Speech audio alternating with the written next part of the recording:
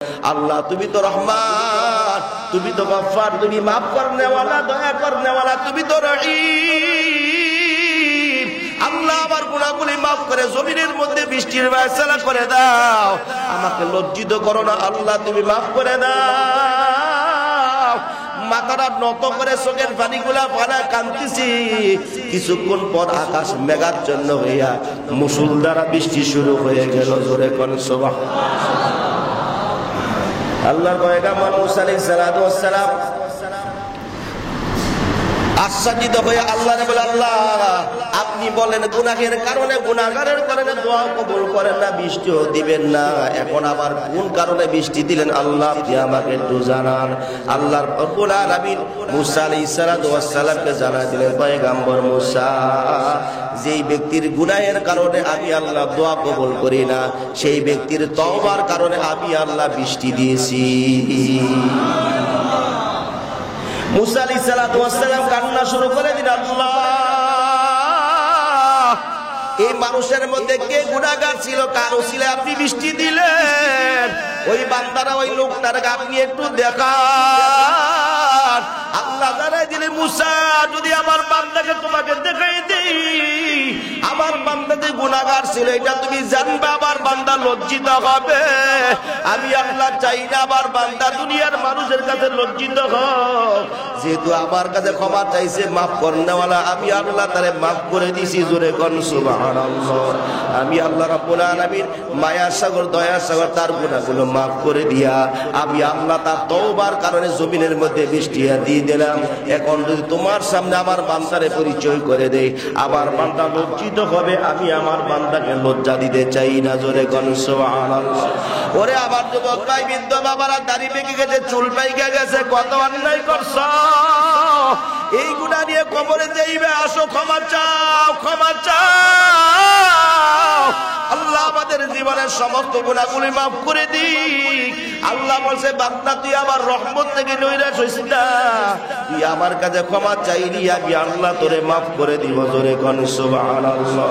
এমন একটা সময় আমরা অতিবাহিত করতেছি, যে সময়টা মানুষ বর্তমানে দিশাহারা হয়ে পড়েছে। এমন একটা সময় মানুষ ঠান্ডা শান্তির আশায় করতেছে, একটু রহমতের বৃষ্টির অপেক্ষায় আছে। ঠিক কিনা জোরে কর। বৃষ্টি দেওয়ার ক্ষমতা পৃথিবীর কারো নাই, কার আছে? জোরে কোন কার আছে? কেউ দিতে পারবে না। আল্লাহ যখন নির্দেশ দিবেন, আল্লাহ যখন চাইবেন, তখনই বৃষ্টি হবে। ঠিক কিনা জোরে কর। পৃথিবীর সব মানুষ মিলে শত চেষ্টা করে কোনো লাভ হবে? মানুষ দোয়া করতে পারবে, আল্লাহর কাছে চাইতে পারবে, এতটুকুই সমর্থ আছে, এর বেশি আর নাই। ঠিক কিনা ধরে ভাইরা আমার, মুসা আলাইহিস সালাতু ওয়াস সালাম এর আগে বলেনি, কারণ সবকিছুর ফয়সালা আল্লাহর হাতে। কার হাতে? আমি আর আপনি চাইলেই আল্লাহ দিবে, এটা একেবারেই না। ঠিক কিনা ধরে আল্লাহর যখন মর্জি হবে, আল্লাহ যখন চাইবে, তখনই আপনাকে যা দেওয়ার দিবে। ঠিক কিনা? মুসা আলাইহিস সালাতু ওয়াস সালাম তুর পাহাড়ে আল্লাহর সাথে কথা বলার জন্য যাবেন। রাস্তার কিনারে একটা ডোবা, ডোবা চিনেন তো? ছোট একটা গর্ত,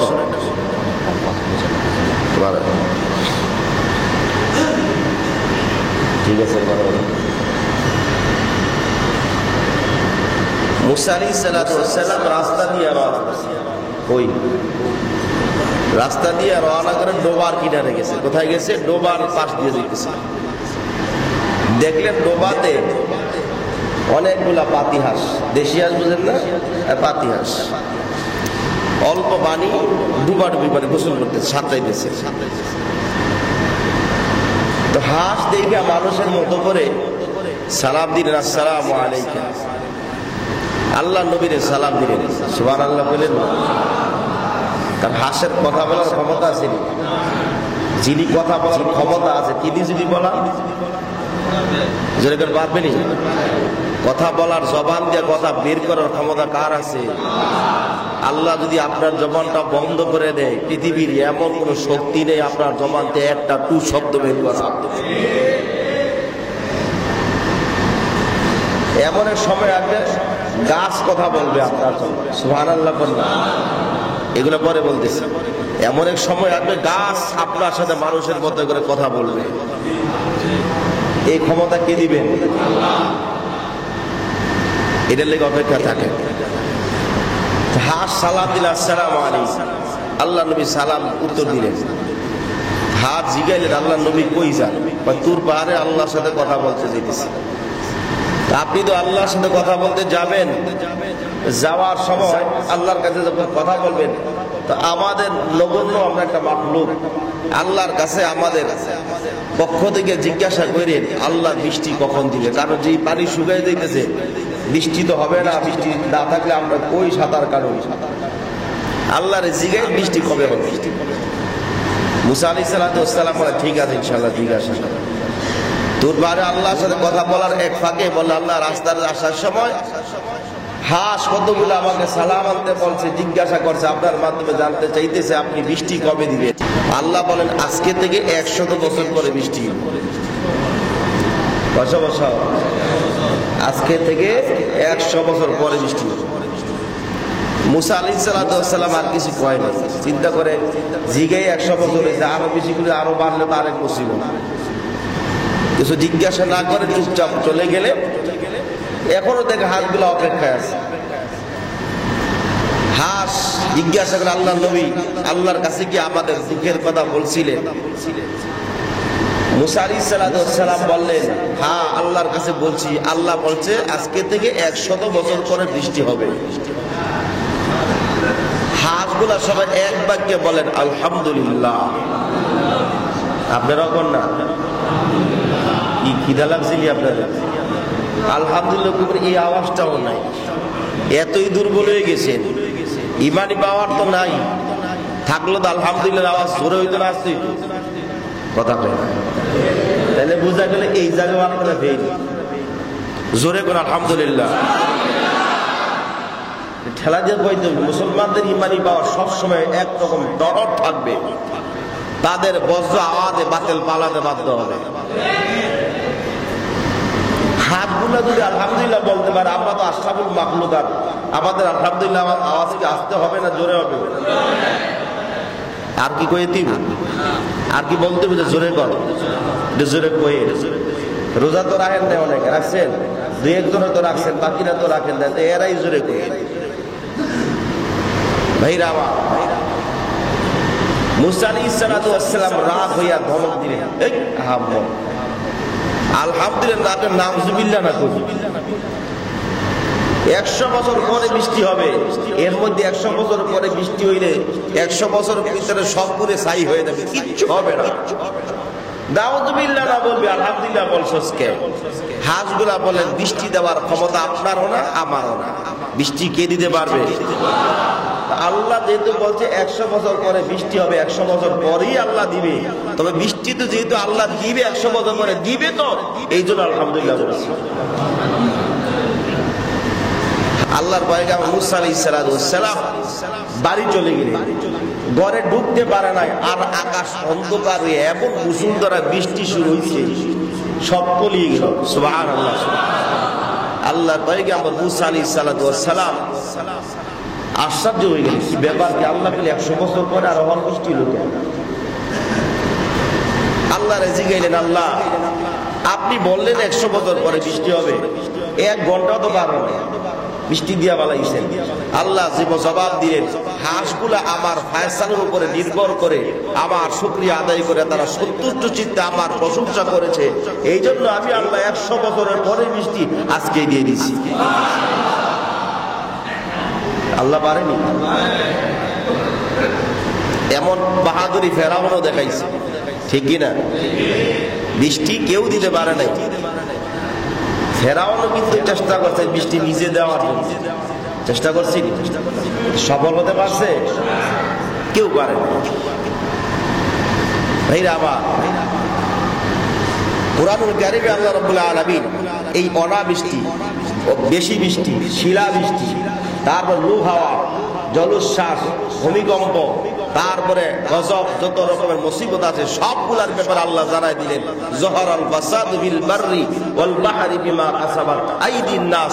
জলোচ্ছ্বাস হবে, ভূমিকম্প হবে, লুহা হবে, অগ্নিবর্ষণ হবে, সূর্যের প্রখরতা থাকবে, বৃষ্টি বেশি হবে, বৃষ্টি হবে না, আবার শিলাবর্ষণ হবে, আকাশ থেকে রক্তের বন্যা হবে। এই সব কিছু তোমাদের গুনাহের বশর। কিসের বশর?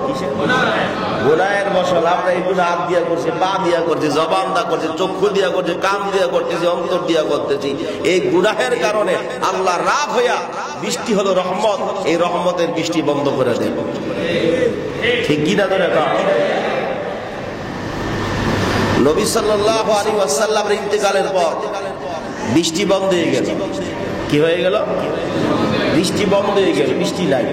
কয়েক বছর হয়ে আরব প্রান্তরে এমনি সূর্যের প্রখর তাপ, নাই বৃষ্টি, ফসল পুরে ছাই হয়ে যাওয়া।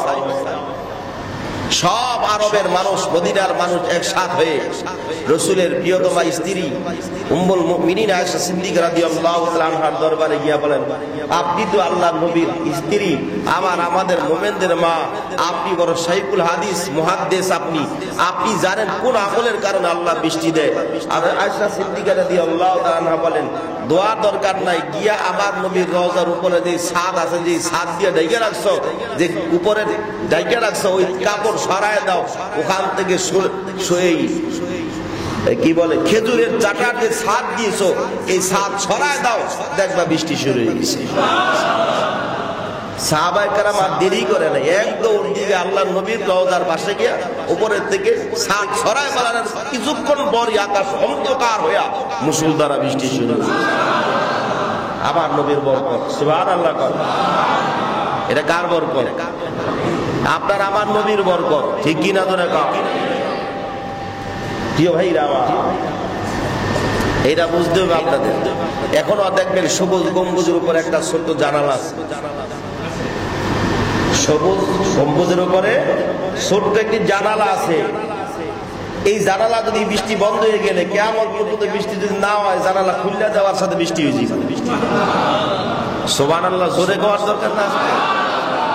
এমন দাবি নবীর উম্মত আমরা হইছি। সুবহানাল্লাহ কর না।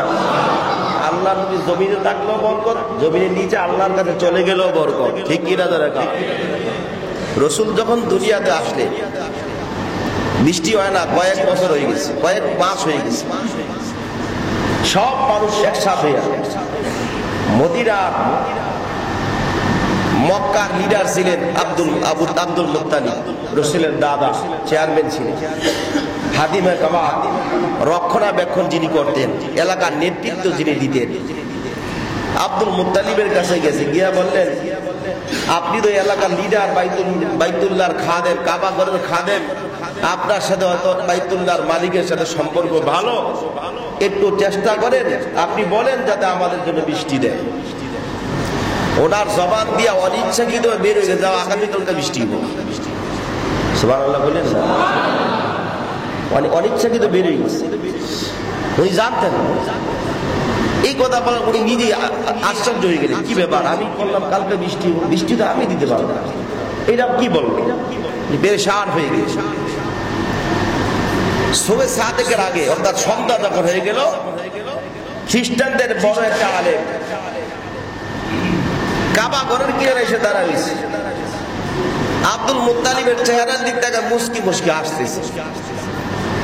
সিরাত ইবনে হিশামের মধ্যে ঘটনা আসছে, খ্রিস্টানদের বড় আলেম বলতে লাগলো, আব্দুল মুত্তালিব, আমি দেখতেছি তোমার কপাল খুলে গেছে। তাওরাতের মধ্যে একটা আকাশের তারকার কথা উল্লেখ আছে। ওই তারকা যেই দিন উদিত হবে, ওই দিন শ্রেষ্ঠ নবী, আখিরি জামানার নবী দুনিয়াতে আসবে। আমি দেখতেছি তোমার ঘরের মধ্যে স্বর্ণের করি। সুবহানাল্লাহ। আব্দুল মুত্তালিব কিছু উপঢৌকন দিয়ে আলেমকে বিদায় করে দিয়ে, ওরা আপনার প্রিয় কলিজার টুকরা সন্তান আব্দুল্লাহর স্ত্রী মা আমেনা অসুস্থ, প্রেগনেন্ট, বাচ্চা পেলে তোয়ালি একটা হাতের মধ্যে নিয়ে দৌড় দিয়া আমেনার ঘরের সামনে হাজির হয়ে বললেন, কি ব্যাপার, কি যে সন্তান, অনাগত সন্তান আজকে আসবে, তোমার কি হাল হবে? আমেনা বলতে কোনো ব্যথা ব্যথা অনুভব করতে পারতেছি না। সুবহানাল্লাহ। মা আমেনা বলেন মুহাম্মদ যখন আমার পেটে ছিল, পেটে কি বাচ্চাই আছে না কি আছে বুঝতে পারি না, মানে কোনো কষ্ট নাই। প্রসব বেদনা যেদিন হবে কোনো বেদনাও পাই নাই। সুবহানাল্লাহ। এগুলা বললে শেষ হবে না। আব্দুল মুত্তালিব তোয়ালি হাতের মধ্যে নিয়ে দাঁড়াইছে, রাত তো সারা রাত তো পার হয়ে যাবে। সুবে সাদেকের সময় তাকায় দেখলো মা মেনার ছাদ ঘরের ছাদের উপর থেকে আলোর রশ্মি আসমান পর্যন্ত।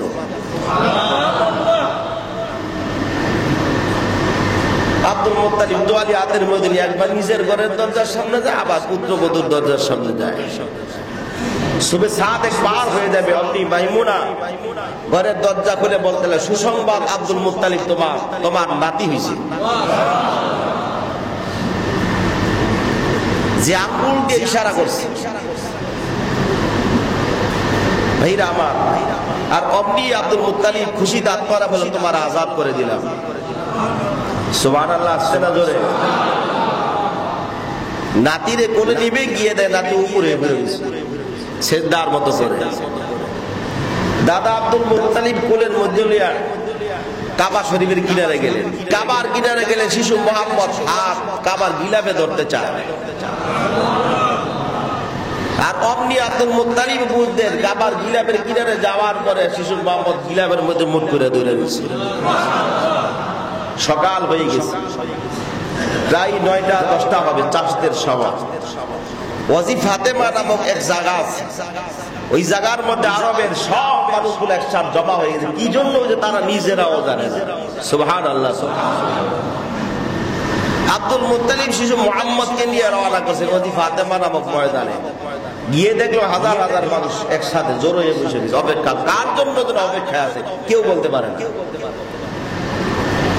আব্দুল মুত্তালিব জিজ্ঞাসা এত কিল্লি গেছে, তাও বলতে পারি। শিশু মুহাম্মদকে আব্দুল মুত্তালিব কোলের মধ্যে থেকে হাতের উপরে নিয়ে আসমানের দিক তুলে ধরছে। সুবহানাল্লাহ। আব্দুল মুত্তালিব আসমানের দিকে উঠাইয়া আসমানের মালিককে ডাক দিয়ে বলে, কাবার মালিক, আমার কোলের মধ্যে কে আছে তো আমি না জানলেও তুমি জানো। এই শিশু মুহাম্মদের উসিলায় আল্লাহ তার চেহারা মুবারকের বরকতে এই জমিনে বৃষ্টির ফয়সালা করে দাও।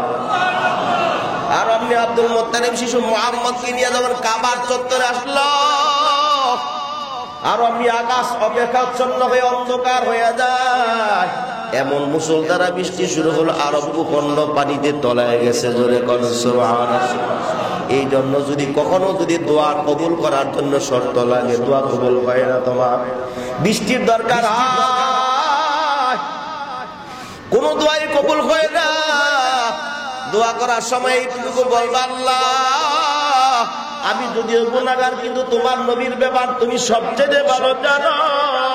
আল্লাহ রাব্বুল আলামিন আপনার নবী শিশু মুহাম্মদুর রাসূলুল্লাহর চেহারা মোবারকের উসিলা দিয়া বলি, আল্লাহ এই চেহারা মোবারকের বরকতে দোয়া কবুল করে নাও, জমিনে বৃষ্টির ফয়সালা করে দাও।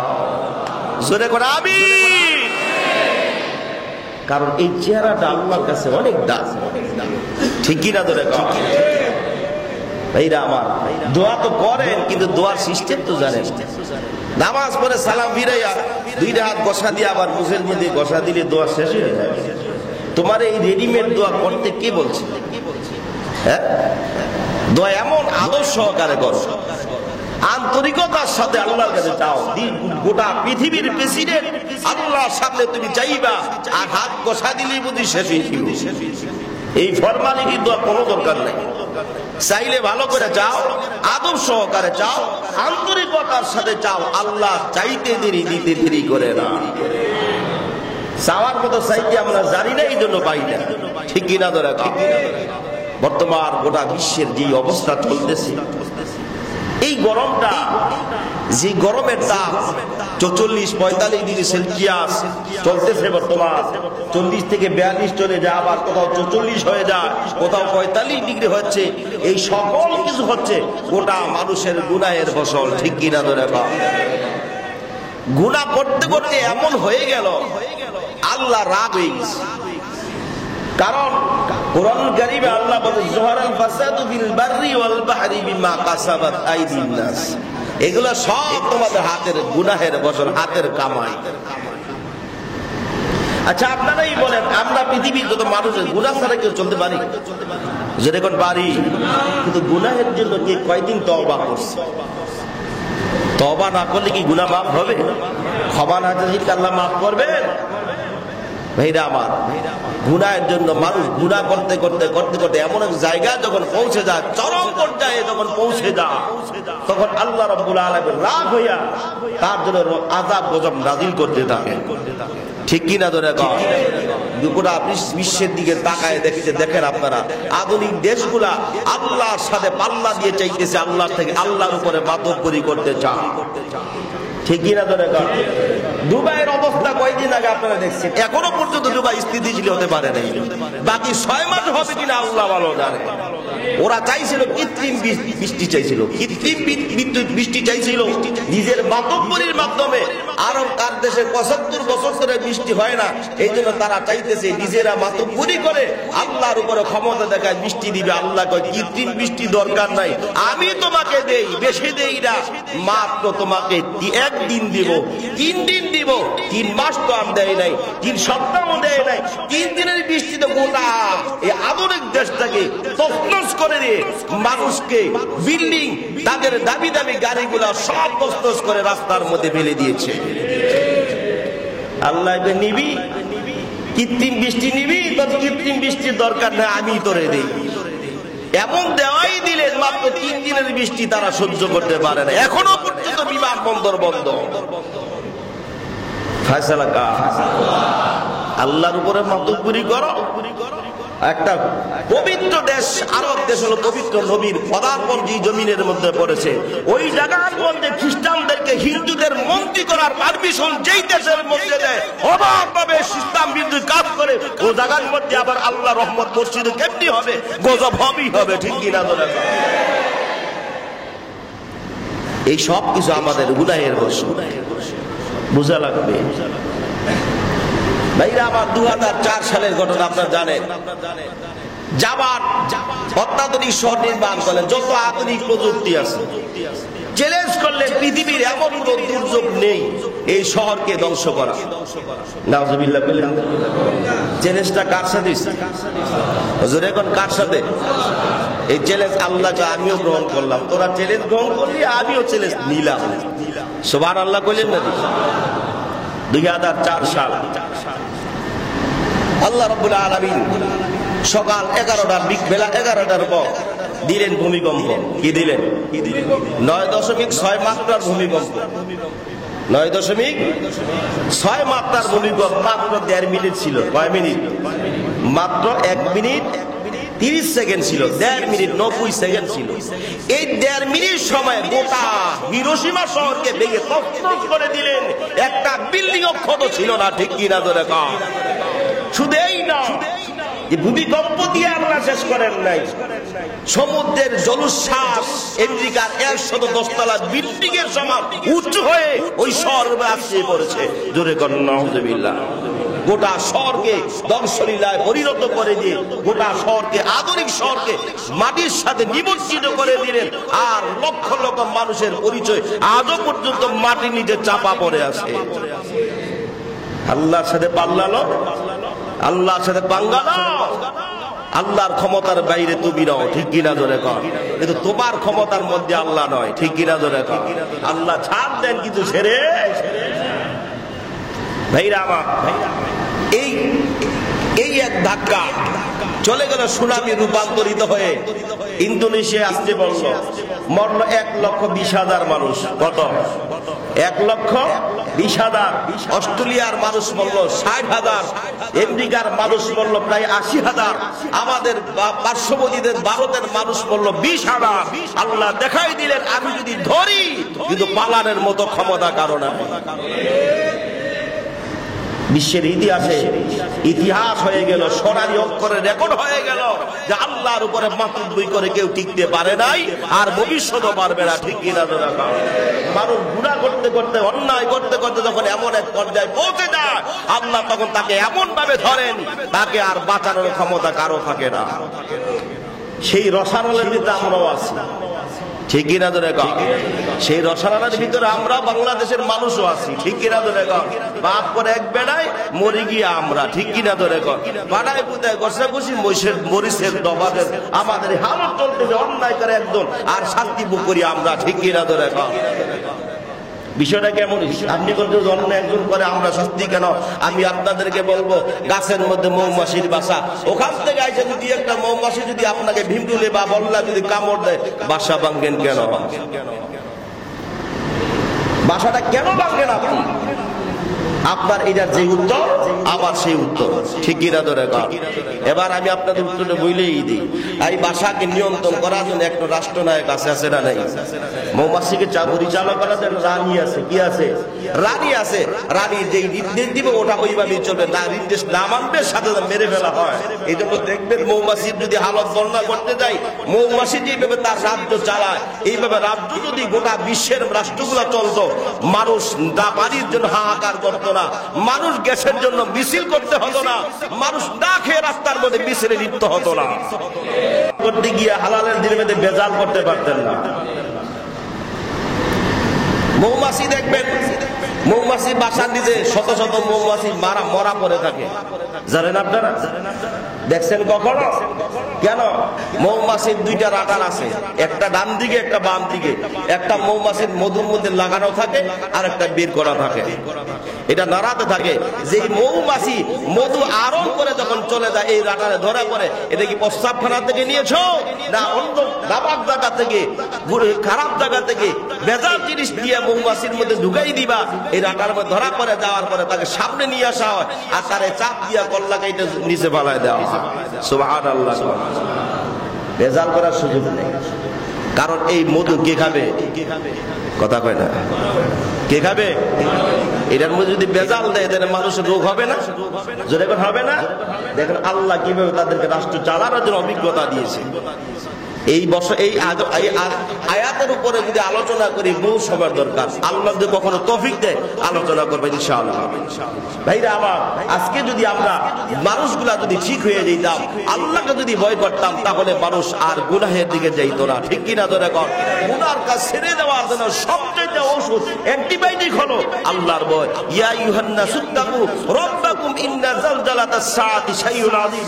আল্লাহ তার নিশ্চয় দুনিয়ার মানুষ আল্লাহরে ভয় করো, না হলে নিশ্চয়ই এমন এক সময় আসবে এই সময়টা জমিন ধ্বংস করা হবে, আসমান ভেঙে দেওয়া হবে, সব তছনছ করে দেওয়া হবে, তোমাকে আবার আল্লাহর আদালতে দাঁড় করানো হবে, ঠিক কিনা ধরে কর? দূরের কথা কি বলবো, আমাদের বাংলাদেশের হালত যে করুন, ঠিক কিনা ধরে কর? কয়েকদিন আগে ফরিদপুরের ইতিহাস, ফরিদপুরের ঘটনা আপনি জানেন কিনা জানি না। দুই ভাইকে হিন্দুরা পিটিয়ে তাদেরকে দুনিয়া থেকে বিদায় করে দিলেন। এর কোনো বিচার নাই, কি নাই? অন্যায় ভাবে তাদের প্রতিমার মূর্তির শাড়ির মধ্যে কে কারা আগুন লাগে দিয়েছে সেটা কেউ জানে না। পাশে স্কুল নির্মাণ কর্মী মুসলমান দুই ভাই একসাথে কাজ করার জন্য যাওয়ার পরে তারা ওখানে লাঠি সোটা দিয়ে হামলা করে তাদের দুই ভাইকে শহীদ করে দিয়েছে, ঠিক কিনা ধরে কর? এর প্রতিবাদে মুসলমান যখন জমিনে নামলো, রাজপথ আন্দোলন শুরু করলো, বাংলাদেশের গুরু গোবিন্দর চেলারা গুরু গোবিন্দর অবস্থান নিয়ে মুসলমানদের বিরুদ্ধে নেমে গেছে, ঠিক কিনা ধরে কর? আমি আপনাদেরকে বলতে চাই, যারা এই মুসলিমের পবিত্র জমিনের ভিতরে 1,30,000 শহীদের বিনিময়ে এই দেশ আমরা পেয়েছি, ঠিক কিনা ধরে কর? এই দেশ পবিত্র জমি, এই জমিনকে শহীদের রক্ত দিয়া পরিবর্তন করে পাক পবিত্র করে দেওয়া হয়েছে। এই জমিনে যদি গুরু গোবিন্দ হইয়া যদি কেউ নাজিল হয়, জমির অবতরণ হয়, তাহলে মুসলমান শাহজালালের সৈনিক হয়ে জমিনে আন্দোলন করবে। তোমরা যদি গুরু গোবিন্দ হও, আমরা শাহজালাল হব, ঠিক কিনা ধরে কর? তারপরে এই জমিকে কলঙ্ক মুক্ত নিষ্পাপ করে সাবা ইনশাআল্লাহ। এত দেখাও, এত আবেগ দেখাও। দাদা বাবুদের কথা, তোমাদের দাদা বাবুরা বেতন দেয় না, বেতন দেয় আমাদের গাম দ্বারা পরিশ্রমের টাকা দিয়ে তোমাদেরকে রাষ্ট্র থেকে বেতন দেওয়া হয়, ঠিক কিনা ধরে কর? আমাদের গাম দ্বারা পরিশ্রমের রক্ত পানি করা টাকা দিয়া তোমাদের জুতা কিনে দেওয়া হয়, তোমাদের পোশাক কিনে দেওয়া হয়। যে অস্ত্র তুমি আমাদের বিরুদ্ধে আমাদের বুকে বুলেট মারতেছো, সেই বুলেট টাকাও তো আমাদের, ঠিক কিনা ধরে কর? কাদেরকে খুশি করার জন্য এই কাজ করতেছো?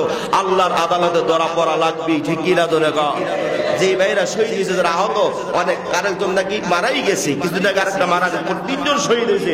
আমরা তাদেরকে দোয়া করবো, যারা আহত হয়েছে আল্লাহ তাদেরকে সুস্থতা দান করেন, আর যারা এর বিরুদ্ধে যারা করতেছে আল্লাহ তাদেরকে হেদায়েত দান করেন, না হলে তাদেরকে ধ্বংস করে দেয়। জোরে কোন আমিন।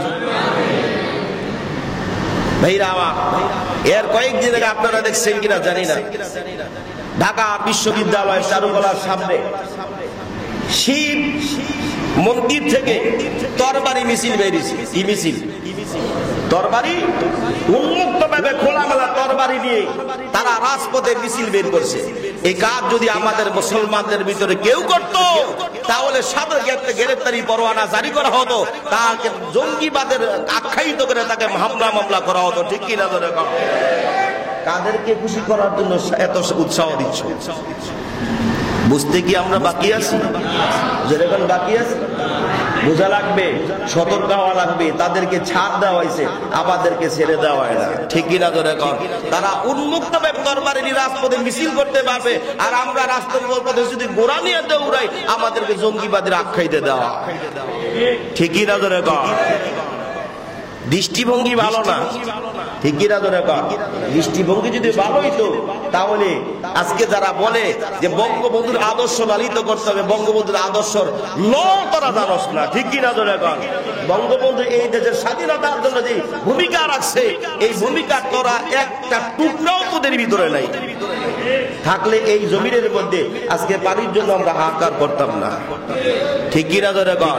আজকে নিত্য প্রয়োজনীয় জিনিস মানুষের লাগামহীন হতো না। এই সকল কিছু একমাত্র আমাদের অন্যায়ের ফসল, ঠিক কিনা ধরে কর?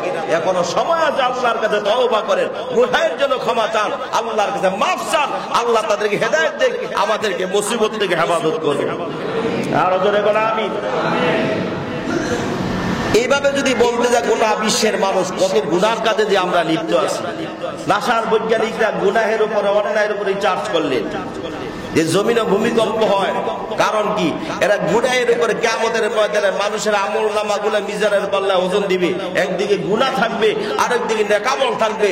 তাহলে যদি পাল্লার মধ্যে ওজন করা জিনিসের একটা আইটেম আছে না নাই? এর একটা ওজন আছে না? যেটাকে একটা ওজন আছে না? তো ওজনটা কি হতে পারে? একটা গুনাহের ওজন কেমন হতে পারে? তারা অন্যায়ের উপর রিচার্জ করতে গিয়ে দেখলো একটা ছোট অন্যায়, একটা ছোট অন্যায়ের ওজন কমসে কম কয়েক হাজার মেট্রিক টন ওজন। নাউজুবিল্লাহ বলেন না?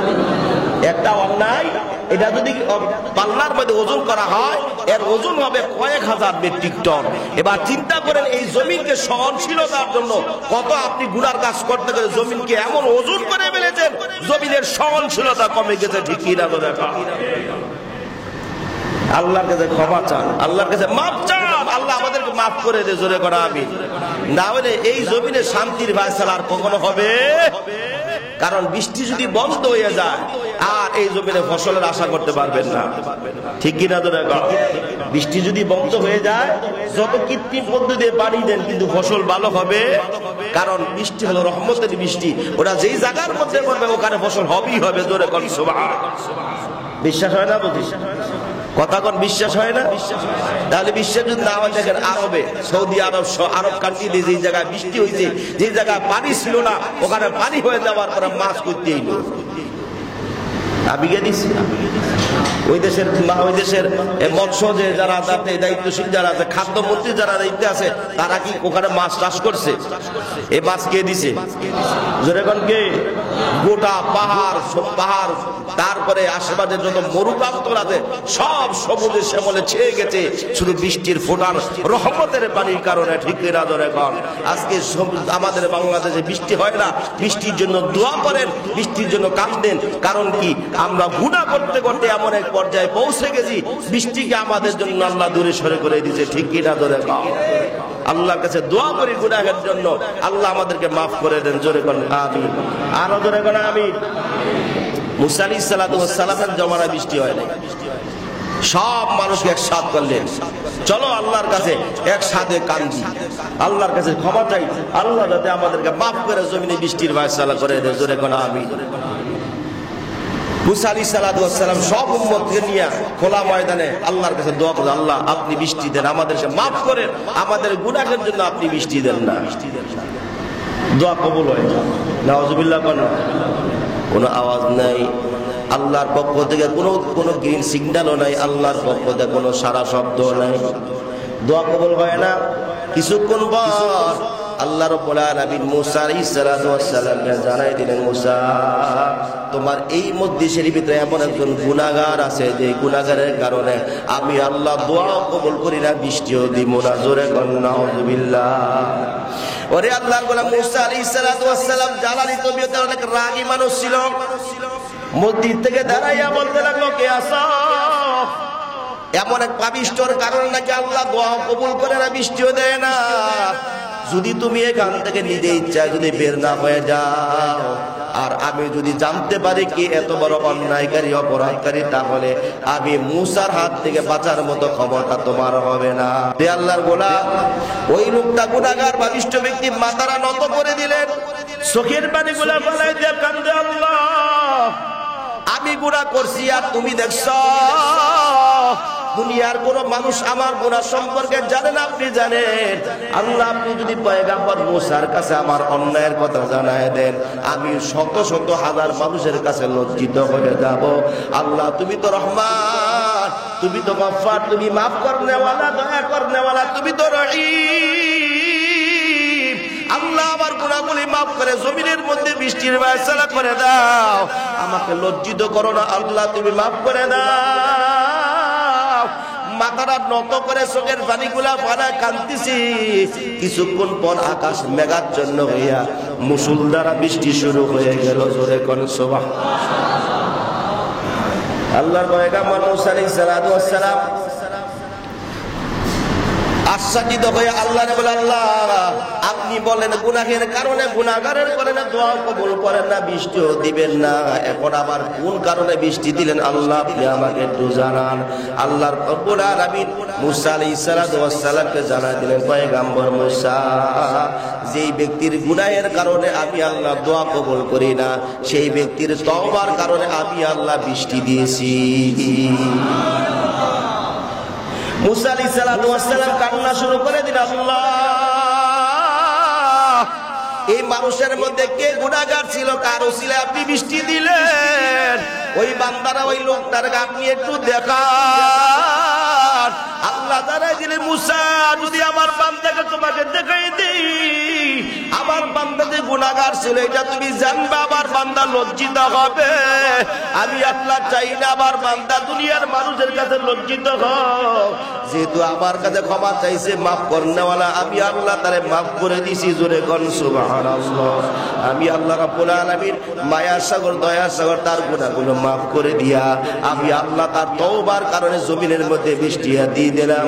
এখন যদি তোমার সামনে আমার বান্দারে পরিচয় করে দেই, আমার বান্দা লজ্জিত হবে, আমি আমার বান্দাকে লজ্জা দিতে চাই না। জোরে কোন সুবহানাল্লাহ।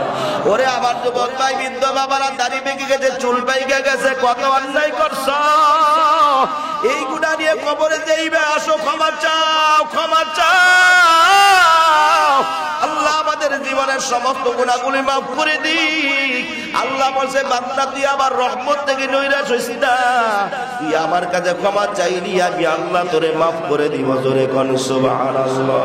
আরো জোরে বলুন সুবহানাল্লাহ। আসেন গুনাহের জন্য আল্লাহর কাছে তওবা করি, আল্লাহর কাছে ক্ষমা চাই, আল্লাহ আমাদেরকে মাফ করে দিয়ে এই জমিনে শান্তির ফায়সালা করে দে। জোরে কোন আমিন। এই জমিনে রহমতের বৃষ্টির ফায়সালা করে দে। জোরে কোন আমিন। আরো জোরে কোন আমিন। ভাইরা আমার, নামাজ জুমার নামাজের পরে অনেকে চলে যান, নামাজের জুমার নামাজের সালাম ফরজের পরে যে দোয়া কবুল হয়, এই খবর তো আপনাদের নাই। এই দোয়ার মধ্যে আজকে বৃষ্টির জন্য দোয়া হইব, ঠিক কিনা? জোরে কর।